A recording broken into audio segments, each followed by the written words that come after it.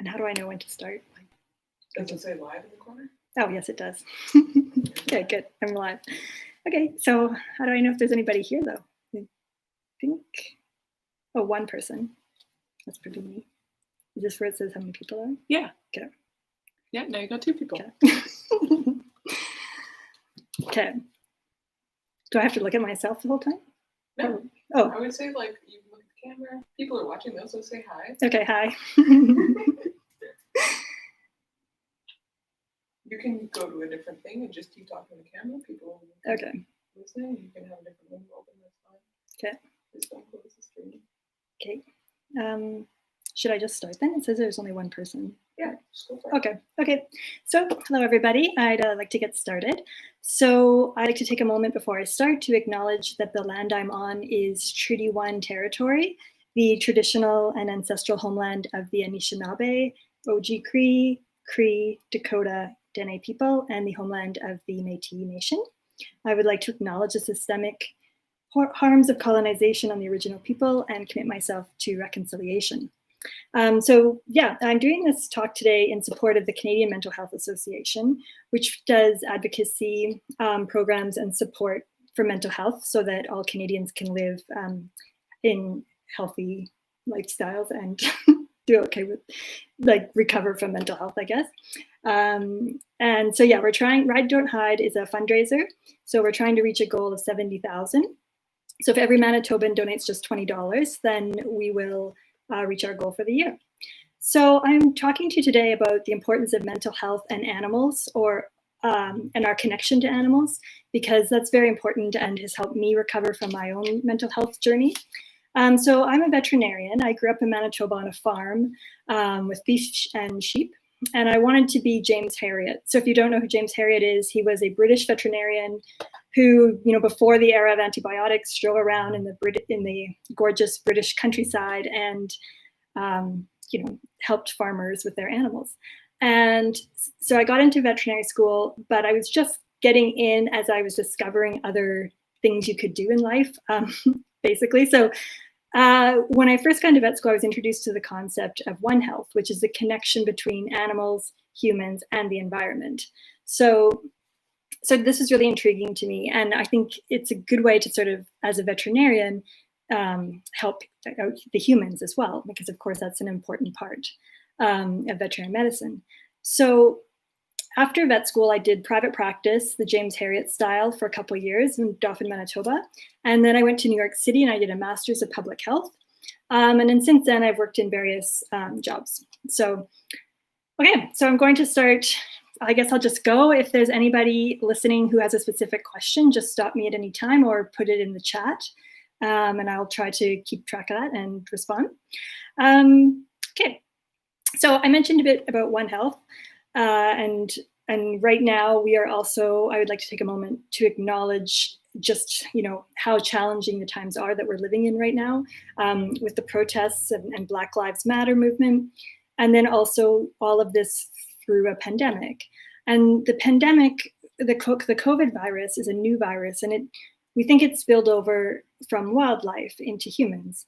And these events, scientists have been warning us for quite a few years now that these events are likely to happen because when humans encroach on wildlife territory and build big agriculture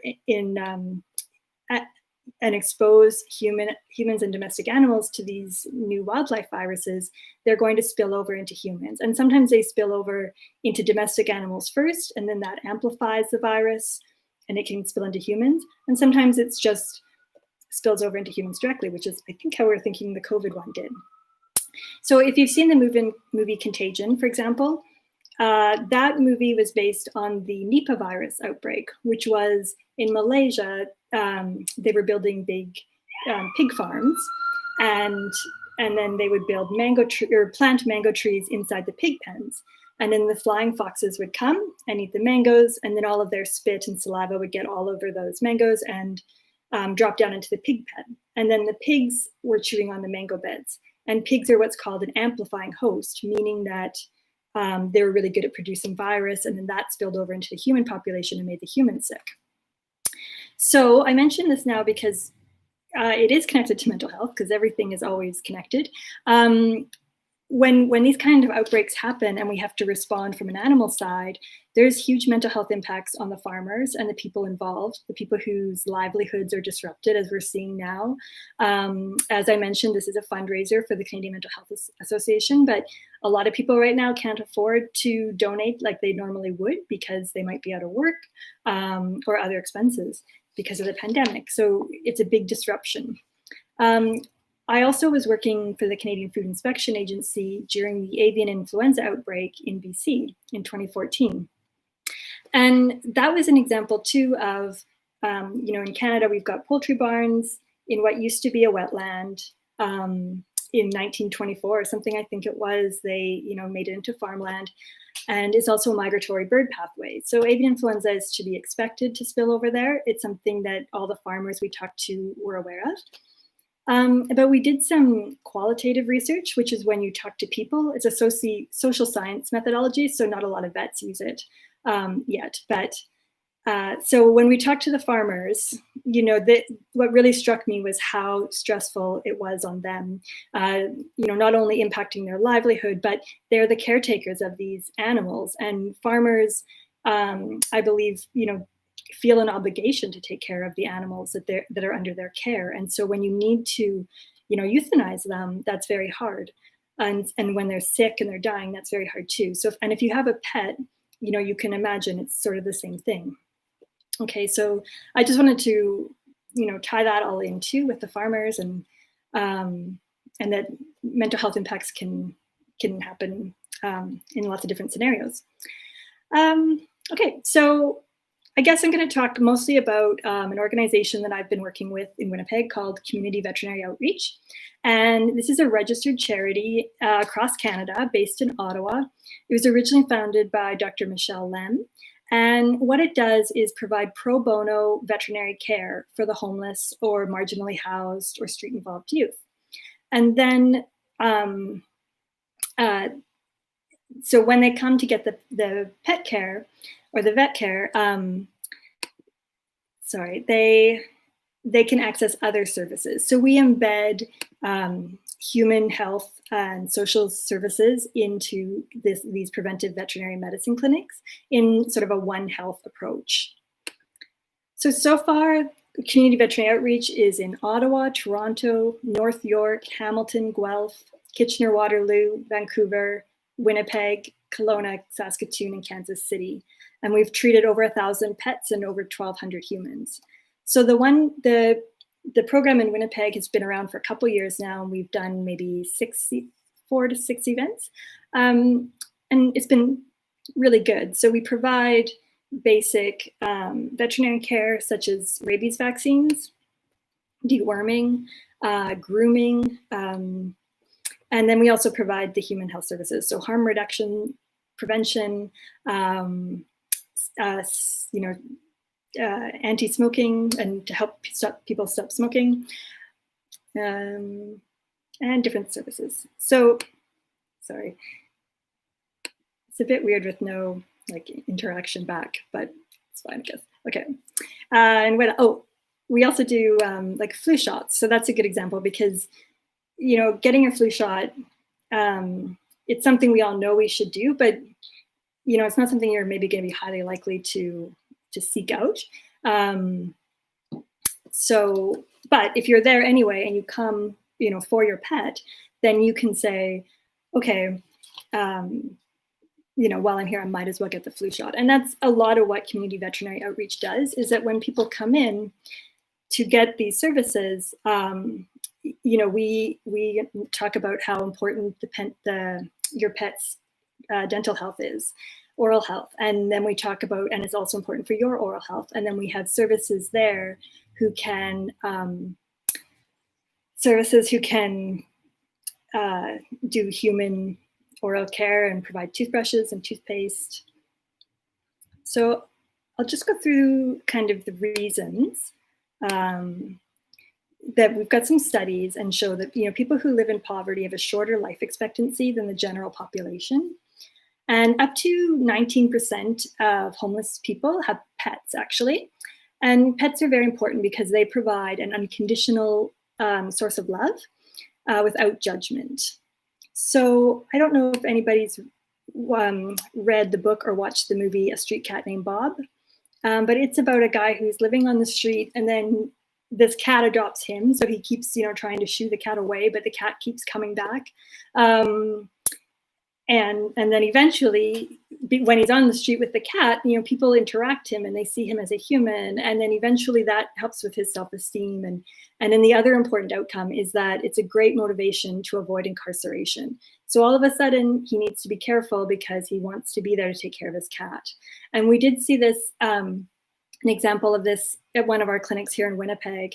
A girl she was driving across from Quebec. And in Quebec, her dog had been diagnosed with a condition called Addison's condition. And so he needed medication and special food. And the vet clinic in that province had stocked her up, but she was just coming to our clinic to get some, tick prevention and a rabies shot, dewormer. Anyway, and she was telling us, like, she used to be a drug user, but she has to stay sober now because she has to keep track of when her dog needs his meds and make sure that he gets his meds, and she can't go to jail. So I thought that was a really good example of, just like how important a pet can be. And sometimes that can be really your only source of companionship too. So this is an example. So I have a cat named Annie. She just looked at me. She's a good cat, basically, mostly good. But I was going through a depression a few years ago that impacted her ability to get food because I would be very hard to get out of bed. I would just start dumping the food and then give her a big pile. And then people were saying to me, "Oh my gosh, she's so fat." And I'm like, "Thanks." It's because, I didn't want to I couldn't get out of bed. I was just too depressed. So I would just fill up her bottle or her bowl of food. Here she is, actually. I'll just introduce her to you. So she's a mitten kitten. She's got 6 on each foot. Okay. And she's got a little tattoo in her ear she was the first cat that I spayed. So I joked that I should take her ovaries out quickly before I got too attached because she didn't make surgery, but she did. And that was just a joke, of course she would. But so I did a little tattoo of her hedgehog and snake brothers that she had at the time, who have since deceased. Anyway, so poor Annie, she had all of these methods to get me out of bed. Later on, I thought I could share some of her tips on how to manage your human when your human's depressed. But anyway, for my own mental health purposes, I was seeing my family doctor, and she's an excellent human doctor. And she said, "Well, maybe you need a dog because then you have to go outside, right?" And I was like, dogs live a long time and they're a big commitment. And, vets know more than lots of people how much work they can be and what a commitment. I said, I kind of just need an old dog because I wasn't sure too if I'd be moving or what. Anyway, she had an elderly dog that, worked out, that needed a home, like a little, so she would go for sleepovers back to her own house. But so this is Alice. And that's who I adopted. And that's her outside rolling. And you can just see how cute she is. So Alice really helped me because I had to get out of the house. I had to get up and let her out so she'd go to the bathroom. And then because she was old, she couldn't walk very far. So, a good walk for Alice was around the block and then to sit. And so that worked out well for me being depressed because at least it wasn't overwhelming. I just had to go around the block. And once I got out there, she's so cute. And she would do this thing with her head where she'd rub the grass and then she'd roll around and she'd wait for you to pet her. And I mean, it was impossible not to smile. It was such a good way to kind of lift your spirits and then interact with other people because other people would stop and say how cute she was. And so, yeah, I really do think Alice helped me recover, kind of start developing some good habits. And so that's kind of my answer when people say to me, like, why should homeless people have pets? Of course they should be able to have pets, and pets can be such a valuable part of your life. Why shouldn't just everybody be able to have pets? So that's why community veterinary outreach does such an important role of providing the veterinary care. I'll just show you a few more. I mean, pictures of Annie and Alice, except for the screen is a bit. So there's Annie and Alice kind of fighting, and then fighting some more, and then Annie liked to clean out Alice's ears, and then there they are, so cute, matching. So.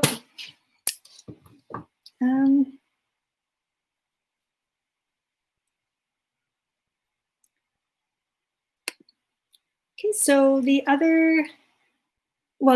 let's maybe just talk some more about unconditional love that pets can provide. And I'll tell you, we had another story at one of our clinics, a woman who was a survival of residential schools, and she was there with her cat, and she said that she would still wake up with nightmares, and then the cat would come up and tap her chin until she went back to sleep, and just purr and calm her down. So this study is showing that the frequency of a cat's purr can help decrease stress, and yeah. So pets are great for human mental health because you have to get out and get exercise. It's an obligation. It's something to care for, and yeah, and they're just a good somebody to talk to. Companionship if you live alone. A bonding activity with your family to go for exercise together. So another example of a group that's working with homelessness is in Brazil. Glenn Greenwald, who's one of the co-founders of the Intercept news program, he and his partner have started a homeless shelter where the homeless people take care of the homeless animals. So it's a very symbiotic relationship. It gives the homeless people some work and companionship and a sense of meaning, which is so important. Everybody wants to be loved and included, and that's what pets are really good at doing. I was also living in New York City in 2012 during Hurricane Sandy, and that was a very interesting experience because I went to go tour the animal shelters just to do some health checks and see if anybody needed anything. And all of my friends in New York had the capacity to go to dry land, and seek shelter elsewhere. But in the schools where they were sheltering people who didn't have those resources, it was really hard to see because you would have the gym full of cot after cot after cot of people, and that's only their space, and all of the pets were combined into like 2 classrooms. So we had big dogs and timid cats and fish tanks, and dogs were puking and cats were yowling and stuff, and owners could only access them at certain times of the day. So that was an added stress on top of the stress already of the hurricane and losing your home and being displaced and needing to go to a new place, is worrying about your pet and how are you going to, and we've seen that in other disasters as well, like how are you going to evacuate with your pet? What if your pets are horses or cattle and they're too hard to evacuate? So those are all things that we need our emergency people to take care. Yeah, does anybody have any questions or?